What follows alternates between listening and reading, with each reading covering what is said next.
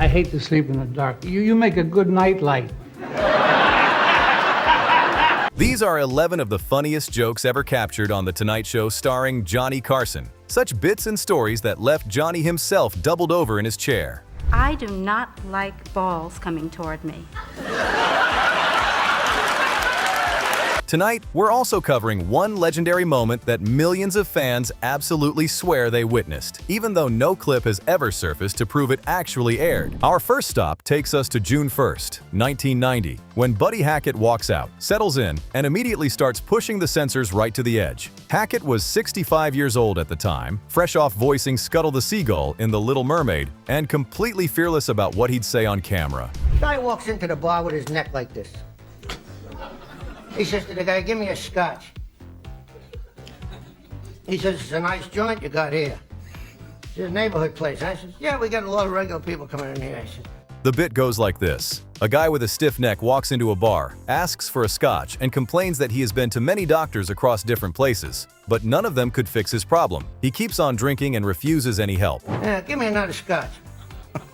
Guy walks up and says, "You new around here?" He says, "Yeah, I am." He says, "Got a little trouble with your neck." He says, "Oh, no, I've been to every clinic. Been down there to that one in Baltimore, been to that one up there in Minnesota, been to that one down in North Carolina." He said, "Nobody can fix nothing. Give me a scotch." Then, another man in the bar, who is a chiropractor, offers to try and he agrees. The chiropractor quickly adjusts his neck, and suddenly the man feels instant relief after suffering for 20 years, but still keeps asking the bartender for drink, and the way Buddy tells this joke is what makes it even more funny. Guy said, "Look, I'm a chiropractor." He says, "Get away from me, give me a scotch." He says, "It won't hurt you." He says, "Well, what the hell?" He went, the guy, "Oh my, 20 years! Oh God, give me a drink!"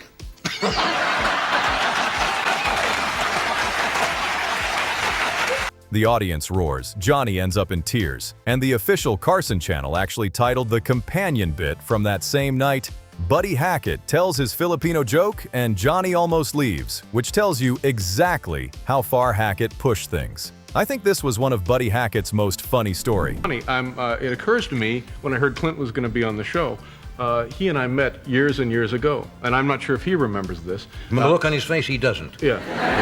Jumping ahead to May 15th, 1992, we land 1 week before Johnny's final show ever, with Clint Eastwood and David Letterman both sitting on the couch. Letterman, who'd just been passed over for Johnny's chair the year before in favor of Jay Leno, delivers one of the great Hollywood meet-cute stories ever told on late night. I found this one very funny. I was doing I'm stand-up still comedy. working on the tie part. Oh, it's a, it's a...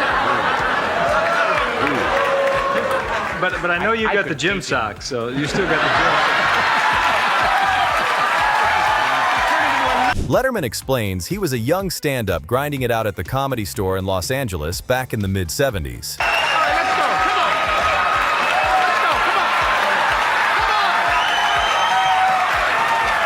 Eastwood pulled up one night in a big gray Plymouth, and the whole club started buzzing. So you met where? We met at the Comedy Store. I was doing stand-up comedy there. This was like the mid or late 70s. Clint drove up, and it looked like an old police car, an unmarked car. Remember that? A big gray Plymouth, one of that big, huge engine? Yeah. And Clint would... I thought you were going to say something else. Letterman finished his set, walked nervously to the back of the club, pressed himself against the wall, and Eastwood walked straight up to him. And I go to the back of the club where everybody kind of hangs out. And after about 5 minutes, here comes Clint Eastwood. And he's very imposing. He's a tall man. Well, he's right here. You can see for yourself. That's right. Turning to Clint mid-story, Letterman asks, "Do you have any idea what you said to me?" Eastwood, bone dry, answers, "No." That's when Letterman delivers the line. He walks right up to me and he says, "Where's the men's room, punk?" And he walks right up to me. And do you have any idea what you said to me?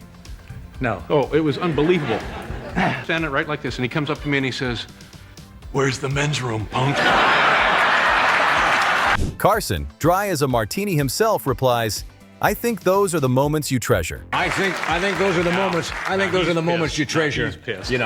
At the end of the segment, Letterman turns to Johnny and offers 4 simple words. thank you for my career. One day later on the calendar, May 16, 1990, George Foreman walks out and makes Johnny lose it completely. Foreman was 41 years old, 3 years into his comeback, and a month away from facing Adilson Rodriguez. I remember Joe Frazier. He was the toughest guy I'd ever seen. Yeah. Smoking Joe Frazier. My mother watched him fight on television, and he hit a guy so hard the guy turned his back. And I kept thinking, I want to be champ of the world, but I sure hope Joe Frazier. Yeah.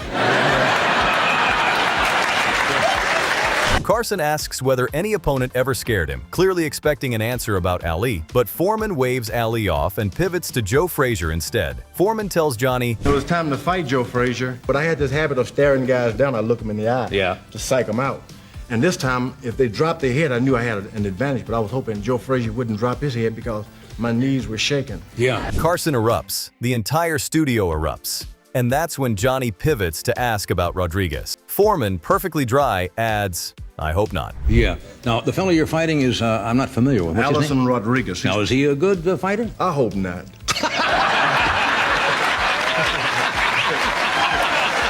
Here was the man who'd actually defeated Frazier twice in the ring, casually telling America he used to wish his opponent away the night before the bout. Have you ever thought of going into comedy, George? I mean, that's a snappy comeback. In my opinion, this was very funny stuff. My wife said, don't tell any toilet jokes on the You still remember the don't earthquake tell story, any huh? toilet jokes on the Johnny Carson show. And the guy came out, one of the cops came over, and he just told me a toilet joke. Don't do it.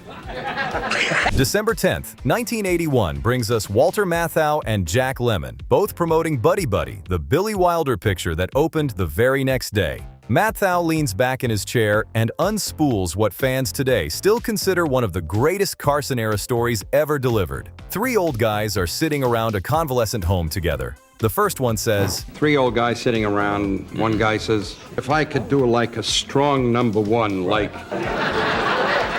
not in dribs and drabs. The second one chimes in with, if I could do a good solid number two, that'd be something. Second guy says, if I could do a good number two, I mean a solid one, you know. The third guy says, I do a wonderful number one every morning at 7:30. Third guy says, I do wonderful number one, like torrential rains in Pango Pango, like the Mississippi River. He says, that's at 7:30 every morning. And then 5 minutes later at 7:35, I do a wonderful number two, like Mount St. Helens erupting. And 7:35 in the morning, I have a wonderful number two, like Mount St. Helens. The other two stare at him in disbelief and ask, so what are you complaining about? The third guy replies, So the other guy says, so what are you complaining about? He says, well, I don't get out of bed till 9. now ranking as one of the most shared Carson moments on the entire internet. In my personal opinion, this joke kinda started off as cringe, but that punchline landed so perfectly that it became one of most funny jokes ever told on this show. February 22nd, 1980 gave us Dean Martin walking out a little tuned up and roasting Johnny right to his face. Dean tells him, I just want to tell you, you shouldn't quit this job. 2 reasons. You shouldn't quit this job. No, they're applauding because they love you, you know. Well, that's very nice of you to say that, but... Different reason for me. First, you know I hate to sleep in the dark. You make a good nightlight. Why don't you... 2 reasons. Yeah. First one is, you know, when I hate to sleep in the dark. You make a good nightlight. The other reason, your monologue puts me to sleep. Johnny laughs heartily and shoots back, Dean is one of the great compliment givers in our business. Look, it's a public service. I can understand that. Is there another reason? The other reason is your monologue, it puts me to sleep so nice. The audience is absolutely on the floor. I think Dean Martin's roasts are always so savage and funny at the same time. November 23rd, 1982 marks Steven Wright's 3rd appearance on Johnny's stage. Wright had only debuted 3 months earlier on August 6th in what insiders still rank as one of the greatest first appearances in Tonight Show history. Carson loved him so much he invited Wright to the couch on the spot, an honor rarely extended to first-timers, and rebooked him almost immediately. By November, the comic was burning through original material faster than he could write it. Here's the bit that brought the room down. The police stopped me for speeding. They said, don't you know the speed limit is 55 miles an hour? I said, yeah, I know, but I wasn't going to be out that long. That deadpan delivery, that signature monotone, forced the audience to take a half second to catch up before they detonated. Wright would go on to receive the Johnny Carson Comedy Legend Award in 2013. You've gone mainly with actresses. You've been all, I mean... Gone with? Gone with or dated or... Yes. So forth? Fed. Is it fed? December 16th, 1982 brings out Dudley Moore at the absolute peak of his Hollywood fame, fresh off an Oscar nomination for Arthur and promoting 6 Weeks. That sounds terrible. I think they're interesting, exciting, they're electric, they're alive, they're attractive, and I have to leave now. You getting excited just talking about it? Or what? Carson asks why he tends to date actresses, and Moore, owning it completely, explains that he finds them interesting and exciting and attractive, and that he feels comfortable around people in the same profession. You ever worry about getting, Yeah. No. The audience is in stitches over the bit fans now affectionately call Cuddly Dudley Loves Actresses. You ever worried about... See, the way this works, I will complete the sentence. I'm sorry, That's all right. I thought you had already... Did you ever, His past wives included Susie Kendall and Tuesday Weld, and at the time he was dating Susan Anton, which made the whole conversation land even harder. And I don't mean that as a put down. No. Oh, it's a pun. Yeah. But I mean, you were a boy and little then. Boy. Yes, a younger boy. boy. A little boy. You were probably smaller than boys of your average size. Of your average, not. Of course you were. The segment closes with Moore charming the room and then sitting at the piano to play the love theme from 6 Weeks. Did that create any kind of a problem outside of being smaller? It did preoccupy me for a long time. Yes. Now it doesn't bother me at all. Yeah. It's actually, a lot of mileage out of the fact that you are... a squirt. No. In my opinion, this was the funniest moment in that entire episode. December 12th, 1972 brings out George Carlin, fresh from one of the most famous court cases in comedy history. Now, George, you must promise me something. You won't get me in any trouble on the show tonight. Earlier that summer on July 21st, Carlin had been arrested at Milwaukee's Summerfest for performing his now legendary routine, 7 words you can never say on television. Carson opens with a half-joking warning that Carlin shouldn't get him in trouble, then asks about the case. Carlin replies, Use some words in your act which brought about a bust, saying that you were... what was it? Oh, it was disorderly conduct - profanity. As opposed, I guess, to disorderly conduct drunk, disorderly conduct something else. Carlin, of course, never recites the actual 7 words on Carson's stage, since NBC would have ended the broadcast on the spot. And in August, people would say, Bloom, it's hot. One tiny thing. I'm just about out of words now for the moment. I have only 7 left. You know them. I can't say them, but you all know what they are, and at home you can think. The way he discusses the bust, the hyphen, and the absurdity of the charge has Johnny leaning in fascinated. And it's about the 7 words you can't say on television. Right. Which list I have amended since then. Folks have been reminding me of others. The audience laughing along, and Carlin essentially live narrating one of the most important free speech moments in American comedy. Everybody uses, more or less, I shouldn't say everybody, then I'll probably get letters saying, we never use that language. I told the policeman that night, our fighting men have used these words for years and years. And when they stop using them, they ain't fighting. The judge in Milwaukee eventually dismissed the case after Carlin simply mailed him the album. I would say that George Carlin never fails to entertain people. Now we arrive at the most famous Carson joke that, by all available evidence, never actually happened. Fans have argued for 50 years about Arnold Palmer's wife Winnie supposedly appearing on the show, with Johnny asking whether she had any pre-tournament ritual, and Winnie answering, "I kiss his for luck," to which Johnny supposedly fires back, "I'll bet that makes his putter straight." You know, there is I must say, I mentioned this to Mama, there is a legend about you and Johnny. It's one of these things, I guess it was in the 60s, you were on the show. It's one of those things I've heard comedians talk about and mention.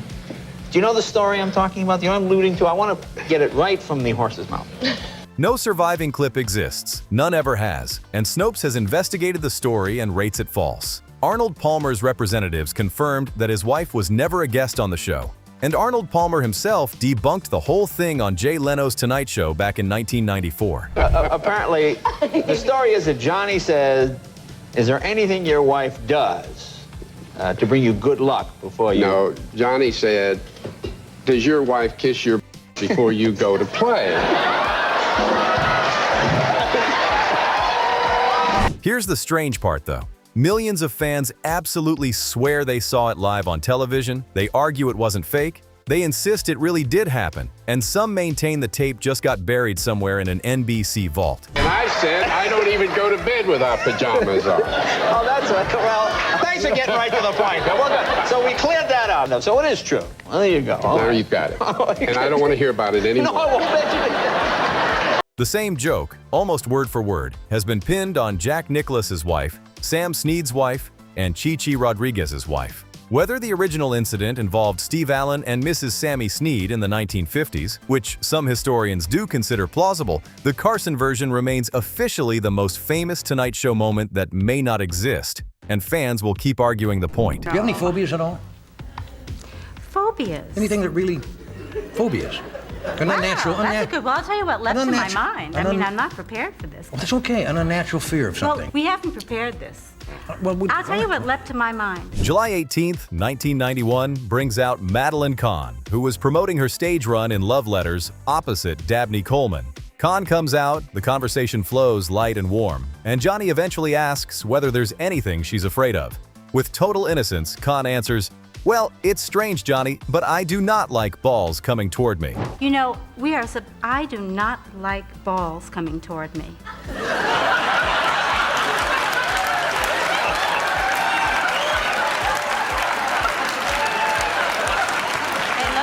The audience laughs at the unintended double meaning, and Johnny holds the pause. He waits and waits and waits, then detonates the entire studio with one word. I think that's called testophobia. Ed McMahon would later use this exchange in his published farewell to Johnny as the perfect example of his timing. Comments on the official upload still call it a masterclass because nobody could milk a pause quite like Johnny Carson. I think it was really very funny joke, probably one of the funniest. They had the big rain in Montreal and the Olympic flame went out. And it got me to thinking because I'm never sure how they get the flame to Montreal because it comes from Greece. I mean, it's the eternal Olympic flame. I guess. And it's carried. You always see the guy running in, you know, in the ancient Grecian dress. Closing things out brings us to July 30th, 1976. The Montreal Olympics were happening, and the world was buzzing about how the torch had been carried, lit in Olympia, beamed by satellite to Ottawa, then relit there by laser. I really don't know how they get the Olympic flame. By boat, maybe, but they would have to send it like... Is it true that it starts from Greece? It must start from Greece? Everything comes from Greece. Well, I mean, that's what they say. That's a funny concept. Bob Newhart, the master of the one-sided phone call, sits with Johnny and proceeds to dismantle the entire ceremony. Newhart sets it up by asking, "How do you get it from Greece to Montreal? You can't get on a plane with a flaming torch. Security would grab you right away." Now, it occurred to me, how do you get it from Greece to Montreal? You can't get on a plane with a flaming torch. I mean, security would grab you right away. Painting the scene of a poor airline clerk telling a runner in ancient Grecian dress, "You're going to have to put your torch out, sir." The runner protests. I pictured a guy getting on the plane, and the clerk says, "You're going to have to put your torch out tonight." And the guy says, "Well, let's see. This is the Olympic torch, and you can never put it out." He said, "Well, I don't." He said, "I shouldn't even let you on with that dress on, you know." The clerk caves a little and offers, "I'll tell you what," he says, you blow it out right now, you get on the plane, when no smoking sign goes out, you can light it, but you got to put it out again." Johnny chuckles all the way through the setup and then completely loses it at the punchline, with the audience erupting right alongside him. Johnny signed off for the last time on May 22nd, 1992. These moments, though, the Scotsman in Edinburgh, the convalescent home, "Where's the men's room, punk?" George Foreman wishing Joe Frazier away the night before the bout, testophobia, and the Olympic torch on the plane. These are the reason fans are still watching, still laughing, and still arguing all these years later about whether Mrs. Palmer ever really sat on that couch.